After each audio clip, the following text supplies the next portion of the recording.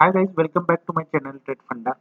जैसे कि आपसे हुई थी, कल बात हुई थी बोले तो मैं आपको बोला था कि निफ्टी 11455 और 11330 का उसका सपोर्ट है। आज दिन भर अगर देखा जाए तो फिर से निफ्टी का वही हुआ, फिर वही दिन लाया हूँ। क्योंकि देखिए क्या है कि ना निफ्टी गिरा ना चढ़ा, बराबर। एक 37 पॉइंट के आसपास में एक अपने को जाते जाते क्लोज देके गया। बट निफ्टी जो रुका वो रिलायंस की वजह से रुक गया, ऐसा मेरा खुद का मानना है। क्योंकि रिलायंस की एक डील है ऑयल इंडस्ट्री, ऑयल से रिलेटेड, जो अभी होने में शायद हो जाए तो फिर एक अच्छे दिन रिलायंस में और अच्छे दिन देखने को अपने को मिलेंगे। बट मैटर ये हुआ कि देखिए निफ्टी थोड़ा कंसोलिडेशन मोड में अभी भी आया नहीं है। जहाँ तक जो लेवल्स मेरे को चाहिए निफ्टी में बेरिश होने के लिए, वो अभी तक निफ्टी ने दी नहीं है। मुझे ऐसा लगता है कि अगर कल निफ्टी 11412 को यानी ऊपर की एक रेजिस्टेंस है उसका, तो अगर क्रॉस करेगा तो फिर 11421 के नीचे आप उसको सेल कर दीजिएगा, ओह सॉरी बाय कर दीजिएगा। अगर 262 का एक लेवल है निफ्टी का सपोर्ट में, वो अगर ब्रेक कर दे तो 11250 के नीचे उसको सेल कर दीजिएगा। अब बैंक निफ्टी में भी देखिए क्या हुआ कि ये निफ्टी का थोड़ा डिस्क्रिप्टिव बाद में बता देता। बैंक निफ्टी में थोड़ा सा जो बेरिश साइड जो चाहिए, वो मुझे ऐसा लगता है कि थोड़ी वो यानी एक 50% तक मैं उसका थोड़ा बेरिश हो गया हूँ।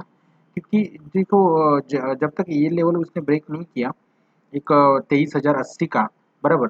तो तब तक मैं पूरा बुलिश था, बट आज उसने वो क्रॉस कर डाला, इसलिए मुझे ऐसा लगता है कि कल अगर गलती से बोल रहा हूँ मैं, गलती से एक बार फिर से सुन लो, गलती से अगर 22,583 बैंक निफ्टी ने ब्रेक कर डाला, तो वहां से कम 1 से 1.5 घंटा बैंक निफ्टी और ज्यादा गिरेगा। इतना श्योर हूँ। आप ये लेवल को फिर से ये कर लीजिए। अगर 22,583 को अगर बैंक निफ्टी ने क्रॉस कर दिया नीचे से, तो 22,550 के नीचे, ये 70 कर दिया मैंने, 550 के नीचे सेल कर दीजिएगा। वहां से कम 1 से 1.5 घंटा आपको कम से कम उसमें ये मिल जाएगा, प्रॉफिट मिल जाएगा पुट में।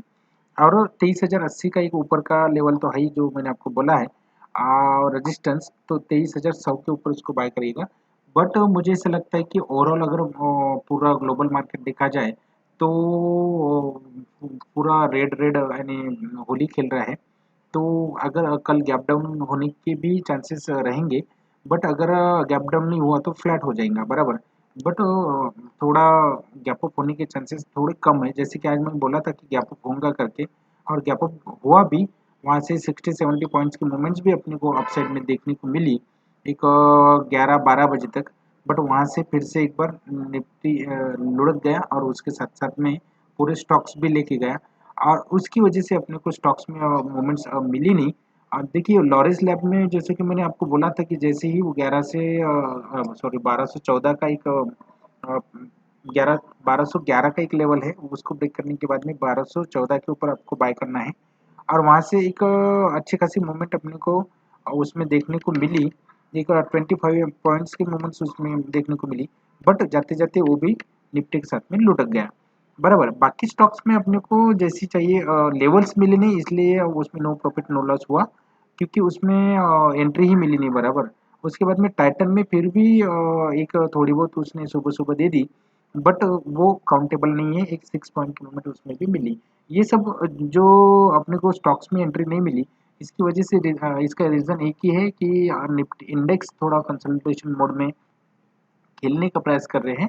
बट जब तक निफ्टी एक इससे भी नीचे और एक लेवल है उसको ब्रेक नहीं करेंगे, तब तक मैं उसमें बेरिश साइड में जाने का बिल्कुल सोचूंगा भी नहीं।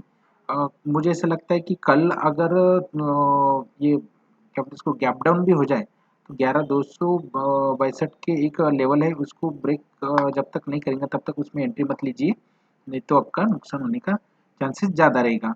कल के लिए स्टॉक्स में बोलूँ तो स्टॉक्स में देखिए मैं लॉरेस लैब को कंटिन्यू करूँगा, क्योंकि आज उसने ब्रेक करके एक 1230-40, सॉरी हाँ, एक 50 तक के लेवल्स दिए, उसके बाद में वो थोड़ा रिटर्न आ गया।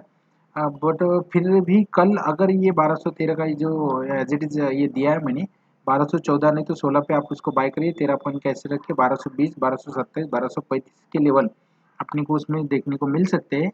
अगर फिसक जाता है ये निफ्टी की वजह से, यानी इंडेक्स अगर कंसोलिडेशन मोड में चले गया, तो फिर 1187 के नीचे इसको सेल कर दीजिएगा 18 पॉइंट के लिए। देखिए दीपक नाइट्रेट, इससे पहले मैं यहाँ पे कहीं तो भी दिया हूँ आपको, उस दिन तो उसमें मूवमेंट्स मिली नहीं थी, क्योंकि मैं आपको बोला था कि वो इंडेक्स की वजह से थोड़ा बहुत उसमें प्रॉब्लम आ गई थी। बट आज उसने अच्छी खासी मूवमेंट दे दी है, बराबर, क्योंकि वो गिरना नहीं चाहता, वो अपसाइड जाना चाहता है, बट ये इंडेक्स की वजह से थोड़ी बहुत प्रॉब्लम्स उसमें हो रही है। और मुझे ऐसा लगता है कि कल अगर ये 745 अगर ब्रेक करता है तो 750 पे बाय करिए उसको, 14 पॉइंट का एसएल रख के 755, 760, 765, 70 के लेवल्स इसमें देखने को मिल सकते हैं। अगर खिसक जाता है, थोड़ा लुढ़क जाता है, तो 729 के नीचे इसको सेल करिए। जब तक लेवल्स ना आए तब तक एंट्री मत लीजिए। फिर से एक बार बोलता हूँ, जब तक लेवल्स ना आए तब तक एंट्री मत लीजिए, आपका एसएल हिट होने के चांसेस ज़्यादा रहेंगे। आज ओवरऑल अगर आईटी सेक्टर देखा जाए तो सबके सब अच्छे खासे चले, उसमें टीसीएस है, इन्फोसिस है, बाद में टाटा एलेक्स भी आज उसने अच्छी खासी मूवमेंट दे दी है। तो मुझे ऐसा लगता है कि कल भी ये कंटिन्यू रहेंगी रैली इनकी, इसलिए ये 1218 का इसका एक रेजिस्टेंस है, 1223 के ऊपर उसको बाय कर दीजिए आप, बराबर। उसके बाद में उसका एसएल 14 पॉइंट्स का रखिए, 1230 का एक टारगेट है, 1235, 1242 के इसके ये मिलेंगे आपको, ऐसा मुझे लगता है अभी का। बट अगर ये होता है, रिवर्स होता है, तो 1198 के नीचे इसको सेल कर दीजिए 18 पॉइंट्स के लिए। इसके बाद में एक्सिस पे आता हूँ। देखिए इसमें बैंक निफ्टी में मैंने आपको बोला है कि अगर ये जो लेवल है 22,583, ये अगर ब्रेक करता है तो वहाँ से फिर बैंक निफ्टी लुढ़कना शुरू हो जाएगा कल के डेट में।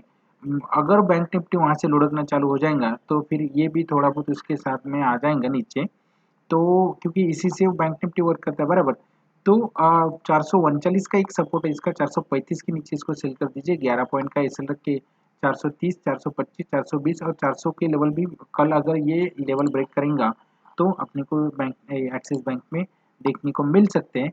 बट अगर रिवर्स होता है तो 457 के ऊपर बाय करिए 14 पॉइंट के लिए, बराबर। फिर भी एक बार मुझे ऐसा लगता है कि कल आज के जैसे अगर रेंज बाउंड नहीं हुआ तो अच्छे खासे स्टॉक्स में भी मूवमेंट्स मिलने देखने को मिलेंगे। बट अगर रेंज बाउंड हुआ तो फिर तकलीफ होगी, क्योंकि आज जहाँ से शुरुआत हुई थी वहीं पे अपने को क्लोजिंग देखने को मिली थोड़ी माइनस में। बट वो गिरा ऐसा भी काउंट नहीं हो सकता, चढ़ा या ऐसा भी काउंट नहीं हो सकेंगे, बराबर। इसके बाद में टाइटन में देखिए, टाइटन में फिर भी मैं बुलिश हूँ, कंटिन्यू आपको बोला भी है। ये लेवल को अपने को एक 60-70 पॉइंट की मूवमेंट भी मिली थी, बट वहाँ से थोड़ा बहुत तो वो क्या बोलते उसको खेल रहा है एक जगह पे। पर ये 1170 के ऊपर अगर जाता है तो उसको बाय करिए, एक बोनस करके है। ये जो मेन स्टॉक है मैंने 4 दिए हैं, यही आप उसमें ये रखिए। बट अगर ये 1170 यानी क्या बोलते उसको थोड़ा बहुत तो बाइंग आ गई इंडेक्स में, तो 1170 ये भी उसके साथ में क्रॉस कर सकता है, तो उसके बाद में उसको एंट्री लीजिए। इसका एसएल आपके हिसाब से आप एक 12 से 15 पॉइंट 13 पॉइंट के आसपास में रख दीजिएगा। टारगेट्स 10-15 पॉइंट्स तो आराम से इसमें मिल जाएंगे, कोई प्रॉब्लम नहीं, बड़ा स्टॉक है इसलिए अब 10-15 पॉइंट की मूवमेंट इसमें आराम से मिल जाती है। मैं सिर्फ आपको इसके बाइंग लेवल निकाल के दिया हूँ, बाकी आप इसका संभाल लीजिएगा। जाते जाते फिर से एक बार रिक्वेस्ट करूँगा, फिर से बोले तो पहली रिक्वेस्ट है, अगर नए हैं तो प्लीज़ सब्सक्राइब करिए, बाकी लाइक एंड शेयर जरूर करिएगा, मोटिवेशन मिलता है। थैंक यू सो मच, रुकता हूँ यहीं पे, मिलते हैं कल नई लेवल्स के साथ में, नई स्टॉक्स के साथ में। बाय।